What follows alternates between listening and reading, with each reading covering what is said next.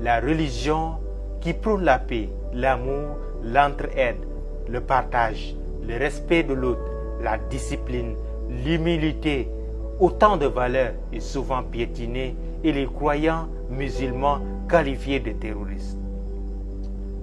Tout ce que l'on peut dire de l'islam, c'est que certains ne veulent pas de cette religion et sont prêts à tout pour la combattre. Mais ce qui est sûr, c'est que l'islam triomphera toujours. Des gens ne sont pas heureux de cette progression, de ce changement de situation. L'islam prône la paix et on l'accuse de terroriste. L'islam ne veut pas qu'on caricature son prophète. Certains jouent avec pour blesser, provoquer. Le combat contre l'islam est peine perdue. L'islam progresse dans la controverse, preuve que rien ne pourra l'arrêter. Si vous ne voulez pas de l'islam, croyez en ce que vous croyez et laissez les autres croire en ce qu'ils croient. La décence d'esprit voudrait de se taire sur les choix personnels des autres. Si vous ne voulez pas une société musulmane, c'est votre choix. Mais de quoi avez-vous peur? Pas de l'islam, car l'islam, c'est la paix. Avez-vous quelque chose à perdre?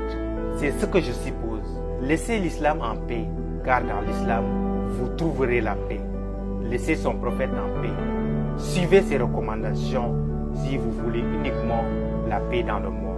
Changer le système politique depuis 1960 ne conduira pas forcément au développement, mais c'est un premier pas vers l'émergence. Cette émergence sera effective avec le changement de la mentalité de la société dans son ensemble. La maladie du système politique a affecté une grande partie de la population. Lorsque les dirigeants ne sont pas des modèles, la société n'a pas une bonne base de référence. Mais aussi, si les dirigeants sont de la pire espèce, c'est que la majorité de la population est comme eux. On choisit toujours d'être avec une personne qui nous ressemble par rapport à nos comportements, par rapport à notre façon de voir les choses, notre vision.